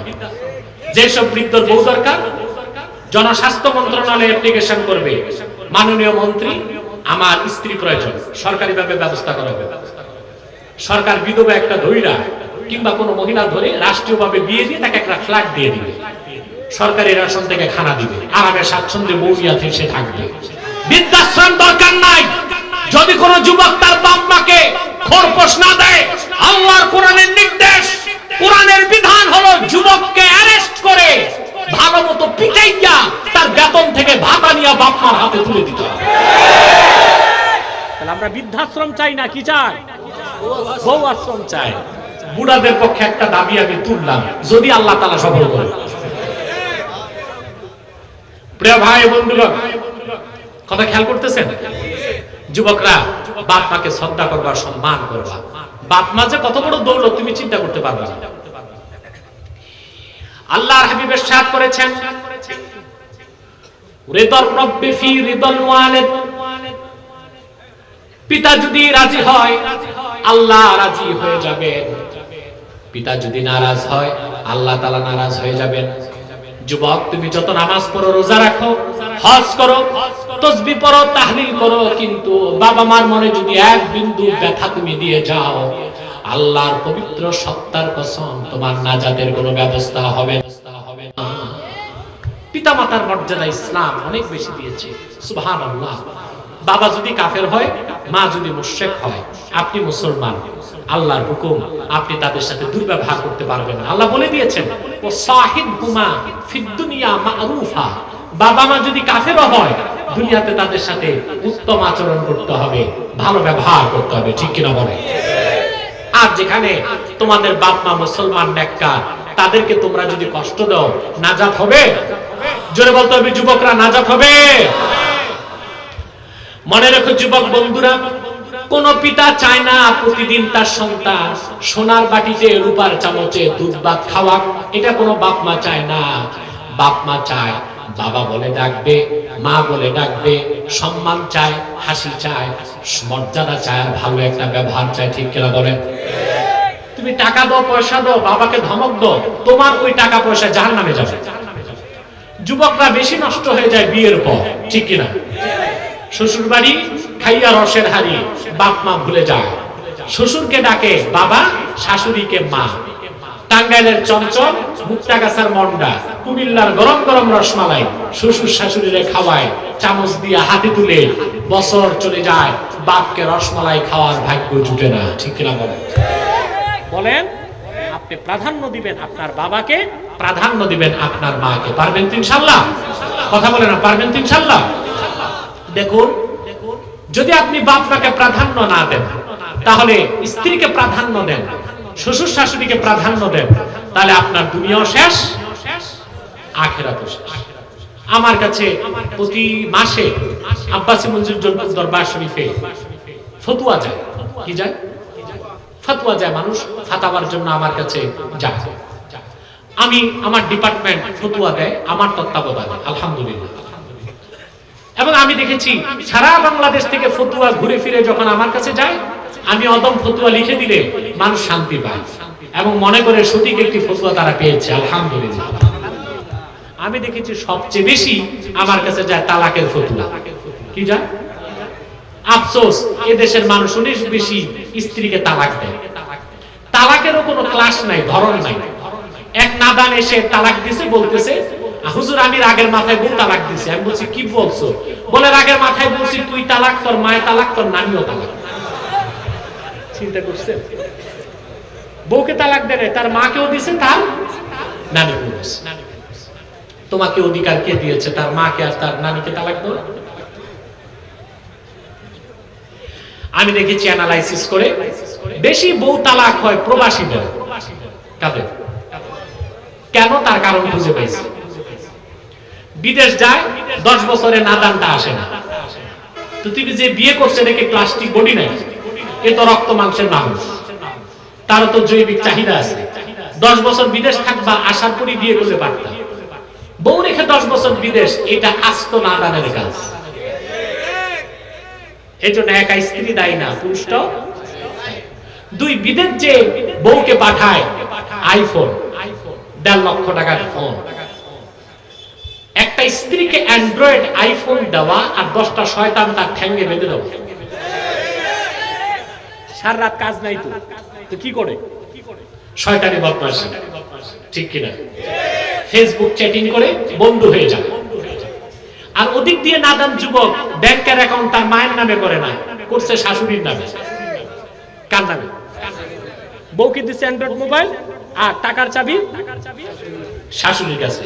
10 বছর পর ফিরে এসে দেখে সর্বনাশ হয়েছে পুরা, ঘরের বিছনা খালি, ব্যাংকের অ্যাকাউন্ট খালি। ঠিক কিনা? যুবক, হাসির কথা বলছি না, বাস্তবতা। তুমি যদি তোমার মাকে মর্যাদা দিয়ে মায়ের নামে ব্যাংকের অ্যাকাউন্ট খুলে দিতা, 10 বছর পর ফিরে আসতে দেখতা 10টি টাকাও মা খরচ করে নাই, তোমার জন্য গচ্ছিত করে রেখে দিয়েছে। মা একটা ভালো কাপড় কিনবে না, ভালো খাবে না, সব টাকা জমায় রাখবে। আমার পরিজাত টুকরা সন্তান বিদেশে রক্ত পানি করা ঘামের পয়সা পাঠিয়েছে, আমি কেমন করে খরচ করি, টাকা জমা পাবা, মার মনটা বড় হয়ে যাবে, দোয়া পাবা, আখিরাত এবং দুনিয়া তোমার উজ্জ্বল হয়ে যাবে। ঠিক কিনা বলেন? তাহলে সব ক্ষেত্রে প্রাধান্য দিবা কারে? মাকে, বাবাকে। তবে অবশ্যই স্ত্রীকে মহব্বত করতে হবে, মর্যাদা দিতে হবে, তবে তা কখনোই মায়ের চেয়ে বেশি হতে পারে না। তাহলে বাবা মার সাথে উত্তম আচরণ ব্যবহার করতে হবে। রাজি আছো? তাহলে তোমাদেরকে আমার অনুরোধ, বাবা মার মানে কষ্ট দিয়েছো যারা, আজকে রাতে যেই পা ধরে মাফ চেয়ে নিবা। পারবা? কথা বলে না। কে কে হাত তুলে দেখো, হাত নামাও। তার মানে বেয়াদবের সংখ্যা অনেক আছে। সে যাই হোক হয়ে গেছে, আজকে যেই বাবা মার পা ধরে মাফ চেয়ে নিবা। ঠিক কিনা? তুমি যত বড় অপরাধী হও, বাবা মায়ের পা ধরে যদি তুমি কান্না করে দাও, তোমাকে তারা মাফ করে দেবে। ঠিক কিনা? এখন এক জায়গায় সমস্যা, ভাববেন হুজুর বেয়াদবি করেছি, বাপ মাকে খোরপোশ দেই নাই, বাবা মা তো বেঁচে নেই, এখন করবোটা কি? এমন থাকতে পারে না? আছে, একটা ব্যবস্থা আছে। যদি তুমি তোমার বাপকে কষ্ট দিয়ে থাকো, মাকে কষ্ট দিয়ে থাকো, বাবা মা বেঁচে থাকতে কামাই রোজগার ছিল না, দুঃখী বাবার মুখে এক মুঠ ভাত তুলে দিতে পারো নাই, মাকে একটা ভালো কাপড় কিনে দিতে পারো নাই, এখন হাজার হাজার টাকা কামাই করে কিন্তু ঘরে বাবা মা বেঁচে নাই, মনে কষ্ট দিয়েছো, বদদোয়া দিয়েছো, এখন কি করবা? মুহাক্কিকগণ বলেন এইরকম সমস্যাগ্রস্ত সন্তানের সবচেয়ে বড় দায়িত্ব বেশি বেশি বাবা মার জন্য সদকা করবে, আর সপ্তাহে একদিন বাবা মার কবর জিয়ারত করবে। করবেন? আমরা কবর জিয়ারত করি বছরে একবার, মোমবাতি 10টা, আগরবাতি 3টা নিয়ে হালুয়া রুটি খাইয়া সাবেক কবরস্থানে দিব। নিজের নামাজের খবর নাই। এটি ঢাকা নারায়ণগঞ্জে বেশি হয়, শহরে হয় না? বছরে একবার যায় হাজিরা দিতে গোরস্থানে, তাও নিয়ে যায় সবরাতে আপনার 10 প্যাকেট মোমবাতি, 3 প্যাকেট আগরবাতি নিয়া হালুয়া রুটি খাইয়া সারা কবরস্থানে বসে থাকে।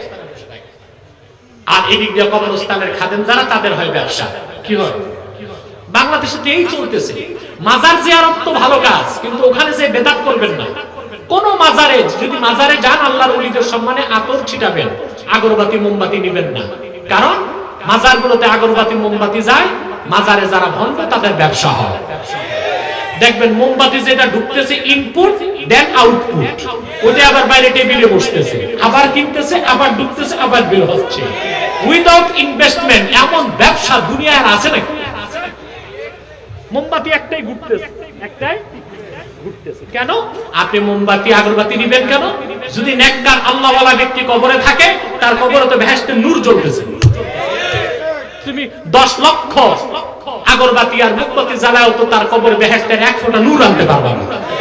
আর যদি সে বক্কার হয় তো সারা দুনিয়ার আগরবাতি মোমবাতি কেন ইটের ভাটার আগুন ধরায় দিল, তাহলে কবরে অন্ধকার যাবে না, ঠিক কিনা বলেন? তাহলে কি করবে আপনারা? আমার মনে হয় অনেক প্রশ্ন জমাইছেন না? না, কোনো প্রশ্নের উত্তর নাই। যদি আমি পারি 1 মিনিট উত্তর দিয়ে দিব, সেটা আমি দেখবো চিন্তা করে। কিন্তু অনেক সময় আপনারা প্রশ্ন করেন বেহুদা, বুঝেন না? কথা বুঝতেছেন ভাই সব? আরেকটু আমি শেষ করে দিচ্ছি। সমস্যা, বাবা মার মনে কষ্ট দিছে, তাদের মনে কষ্ট নিয়ে কবরে গেছে, এখন কি করবেন? প্রথম কাজ কি? কথা বলেন। বেশি বেশি সদকা করবেন তাদের নামে, ফকির মিসকিনকে খাওয়াবেন, নগদ দিবেন, বলবেন আল্লাহ সওয়াবটা বাবা মা রুহে পৌঁছায় দাও। আর সপ্তাহে একদিন কবর জিয়ারত করবেন। পারবেন? কেন? দুনিয়াতে বাপ মাকে দিলে যত খুশি হতো, কবরে দিলে লক্ষ গুণ বেশি খুশি হবে। কারণ ইমাম সিয়ুতি রাহমাতুল্লাহি আলাইহি শারহুস সুদুর কিতাবের মধ্যে লিখেছেন, আল মাইয়িতু ফিল কবরে কাল গারিকে ফিল বাহরে। সমুদ্রের মধ্যে ডুবন্ত মানুষ যেমন হাবুডুবু খায়, আল্লাহর বান্দা কবরে ওই রকম হাবুডুবু খায়। ডুবন্ত ব্যক্তির সমুদ্রে কাঠের টুকরা পেলে যেমন আশ্রয়ের জন্য ধরতে চায়, কবরবাসীকে ইসালের সওয়াব কিংবা সদকা করলে, জিয়ারত করলে ওইভাবে তারা বেহেশতের পাথেও পেয়ে যায়। বেশি বেশি জিয়ারত করবেন, ইনশাআল্লাহ বাপ মার মনের কষ্ট দূর হয়ে যাবে, তারা আপনাকে মাফ করে দিবে। পারবেন তো ইনশাআল্লাহ? সাদাকাল্লাহুল আযীম ওয়া সাদাকা রাসূলুহুন নবিয়ুল কারীম ওয়া নাহনু আলা যালিকা মিনাশ শাহিদিন ওয়া শাকিরিন আলহামদুলিল্লাহি রাব্বিল আলামিন। আমি আর আপনাদের কষ্ট দিচ্ছি না। আগামী বছর আমি আসবো, এটা কি বসার মধ্যে? ঠিক আছে, আপনারা রুমাল নিয়ে ঢুকে যান, আর একটি লোক দাঁড়াবেন না, খামোশ, মুনাজাত না করে একটি লোক আর যাওয়ার সুযোগ নেই। যারা আছেন পারলে বসে যান মুনাজাতের আগে। প্রিয় ভাই বন্ধুগণ, রুমাল যাচ্ছে স্বেচ্ছাসেবকরা নিয়ে, আপনারা রুমালে যে যা পারেন দেওয়ার চেষ্টা করবেন। মাহফিলে প্রচুর খরচ হয়েছে, যেন ঘাটতি না হয়। কথা বুঝতে পেরেছেন? আর যারা দাঁড়িয়ে আছেন পিছনে, বসে যান মুনাজাতের আগে। বারবার বলছি আমি, বসে যান। প্রিয় ভাই বন্ধুগণ, বিদায় লগ্নে আমি আপনাদের কাছে আমার সংগঠনের পক্ষ থেকে জরুরি কিছু কথা বলে দিচ্ছি। মনোযোগ আছে তো? আপনারা বিভিন্ন দলের লোক এখানে আছেন না? জোরে বলেন। কিন্তু দ্বীন ইসলামের ক্ষেত্রে আমরা সবাই তো এক কিনা? স্লোগানটা মনে থাকবে? মাসলাক যার যার। জোরে বলতে হবে, মাসলাক যার যার, দ্বীন ইসলাম সবার, ঠিক কিনা বলেন? অতএব বিভিন্ন দলের লোক আপনারা আছেন এখানে, কিন্তু এখানে মাঠে কোনো দল নাই। আমাদের এখানে একটাই পরিচয়, আমরা মুসলমান। আমরা কি? আমি আপনাদের করজোর অনুরোধ করব, দলীয় মতভেদ থাকতেই পারে, তা থাকবে রাজপথে এবং সংসদে, কিন্তু সকল প্রকার কাফের, মুশরিক, রামবাম, নাস্তিকদের বিরুদ্ধে আমরা সকল দলের মুসলমান ঐক্যবদ্ধ হয়ে যাব। মনে থাকবে? বাংলাদেশে অনেক ধর্মের লোক আছে, তারা তাদের ধর্মকর্ম পালন করছে, আমরা কোনো বাধা দেই না, দিব না, তাদের অধিকার আছে। কিন্তু বাংলাদেশে একটি অমুসলিম সম্প্রদায় আছে, যাদের একমাত্র কাজ ধোঁকাবাজির মাধ্যমে মানুষকে কাফের বানানো, তাদেরকে আমরা ছাড় দিব না। তারা হলো কুখ্যাত কাদিয়ানী সম্প্রদায়। বাংলাদেশে যে কি পরিমাণ কাদিয়ানীদের দালাল আছে তা বুঝতে পারছেন না? কথা বলে না, দেখছেন তো?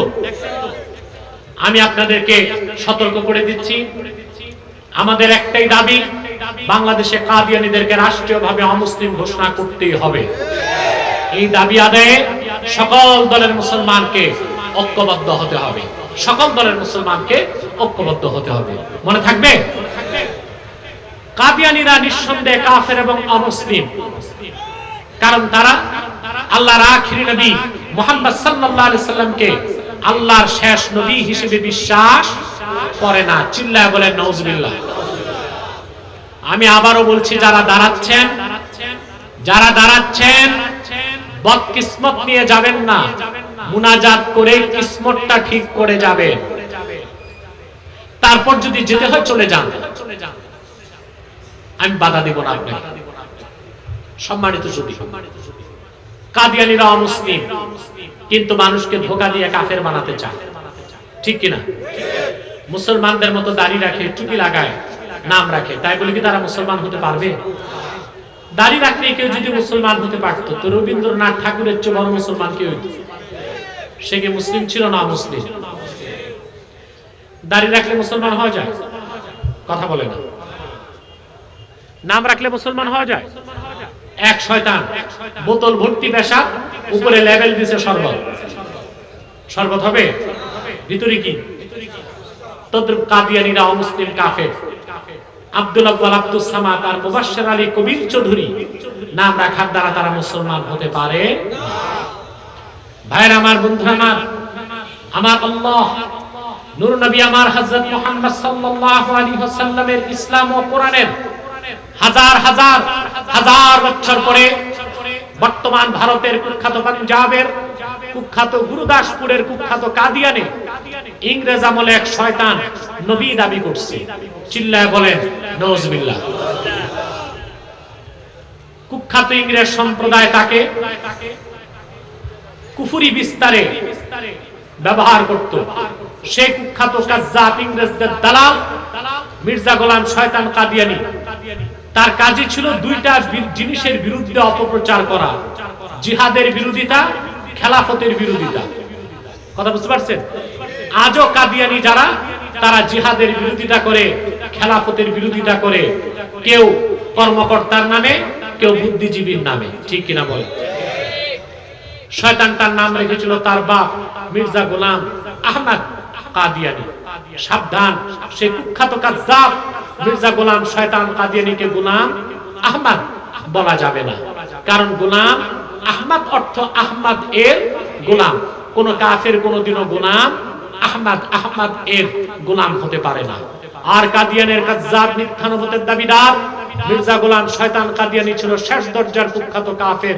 সে গোলাম আহমদ এর গোলাম ছিল না, সে ছিল কুখ্যাত শয়তানের কুখ্যাত গোলাম। কাদিয়ানের কাজ্জাব মিথ্যানবুতের দাবিদার মির্জা গোলাম শয়তান কাদিয়ানীর উপর গজব এসেছে 1908 সালে। যখন গজব এসেছে, কাদিয়ানের কাজ্জাব মিথ্যানবুতের দাবিদার মির্জা গোলাম শয়তান কাদিয়ানী 1908 সালে ধ্বংস হয়ে কুখ্যাত জাহান্নামের কুখ্যাত কুকুরে পরিণত হয়েছে। তার অনুসারীরাও ধ্বংস হয়েছে। বর্তমানে কিছু কাদিয়ানী বাংলাদেশে আছে, যারা ইসলাম ও মুসলমানের বিপক্ষে চক্রান্ত করে যাচ্ছে। মানুষকে ধোঁকা দিয়ে কাফের বানাবার জন্য তারা নাম পরিবর্তন করে করে মিথ্যা পরিচয় দেয়। কখনো নিজেদের পরিচয় দেয় আহমদি জামাত, কখনো বলে আহমদিয়া জামাত, কখনো বলে আহমদি সম্প্রদায়, কখনো বলে আহমদিয়া সম্প্রদায়, কখনো বলে আহমদি মুসলিম জামাত, কখনো বলে আহমদিয়া মুসলিম জামাত। সাবধান, যত কাদিয়ানী ছিল আছে থাকবে, তারা কেউ আহমদি জামাত নয়, আহমদিয়া জামাত নয়, আহমদি সম্প্রদায় নয়, আহমদিয়া সম্প্রদায় নয়, আহমদি মুসলিম জামাত নয়, আহমদিয়া মুসলিম জামাত নয়। তারা শয়তানি কুখ্যাত জাহান্নামের কুখ্যাত কুকুরের দল। আমাদের সকল দলের একটাই দাবি, অনতিবিলম্বে স্বাধীন বাংলায় শয়তান কাদিয়ানীদেরকে রাষ্ট্রীয়ভাবে অমুসলিম ঘোষণা করতেই হবে, করতেই হবে, করতেই হবে। এই দাবি আদায়ে যদি জানমাল দিতে হয়, তাহরিকে খাতমে নবুয়ত বাংলাদেশের ব্যানারে কারা কারা প্রস্তুত আছেন হাত তুলে রাখুন।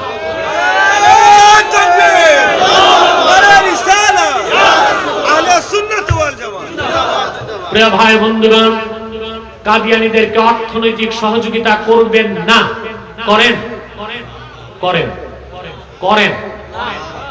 প্রাণ কোম্পানির যত জিনিস তাদের, আরএফএল এর পণ্য তাদের, প্রথম আলো, daily star, Kaler Kantho, Sijan juice, এগুলো তাদের। এগুলো ধরবেন না, কিনবেন না, বেচবেন না, মনে থাকবে। বিদায় বেলা আরেকটি কথা বলে যাই, আরেকটি মরণ ব্যাধি, খারাপ আমল আপনাদের সমাজে ছড়িয়ে গেছে। সুদের প্রবণতা বেড়ে গেছে। সুদ খাবেন না বন্ধুরা। আমি বলে থাকি, সুদ খাওয়ার চেয়ে ভিক্ষা করা ভালো, ঠিক কিনা? কারণ কিতাবে এসেছে আকলু দিরহামিন মিনার রিবা, আশাদ্দু মিন 33 জানিয়া ইয়াজনিহা রাজুল, এক দিরহাম সুদ খেলে 33 বার জিনা করার চেয়ে বড় গুনাহ। এক দিরহাম হচ্ছে আরব আমিরাতের এক দিরহাম বাংলাদেশের 22 টাকা। এই 22 টাকা পরিমাণ খেলে 33 বার জিনা করার চেয়ে বড় গুনাহ। এই কাজটা করবেন? করবেন না। সুদখোরকে সামাজিকভাবে বর্জন করবেন। সুদখোররা অনেক সময় বড় বড় ডোনেশন দেয় মসজিদ মাদ্রাসায়, এগুলো নিবেন না। সুদখোরের টাকায় মসজিদ মাদ্রাসা করবেন, প্রথা থাকবে, ঈমান থাকবে না। তবে সমাজে কিছু সুদখোর আছে, আঙ্গুল ফুলে কলা গাছ, তারা বড় ডোনেশনটা দিতে চায়, না নিয়ে উপায় নাই, না নিলে ইমাম সাহেবের চাকরি থাকবে না, কমিটির মেরুদণ্ড ভেঙে দিবে। তখন সুদখোরের টাকা নিবেন, মসজিদ মাদ্রাসা লাগাবেন না, ওয়াশরুম বানায় দিবেন। ওয়াশরুম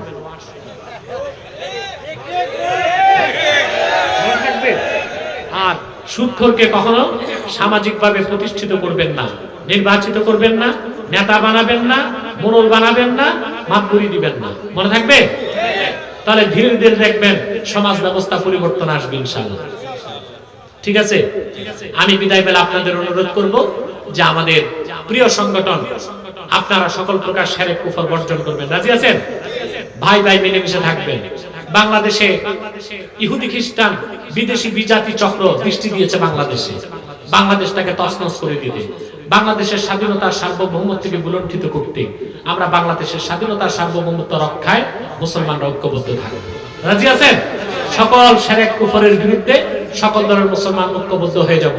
সেজন্য কাজ করার একটা প্ল্যাটফর্ম বাংলাদেশে আছে, তাহরিকে খাতমে নবুয়ত বাংলাদেশ। আলহামদুলিল্লাহ বলে যে কোনো পীর সাহেবের মুরিদ, যে কোনো দলের লোক আমাদের সংগঠনে কাজ করবেন, পারবেন তো ইনশাআল্লাহ।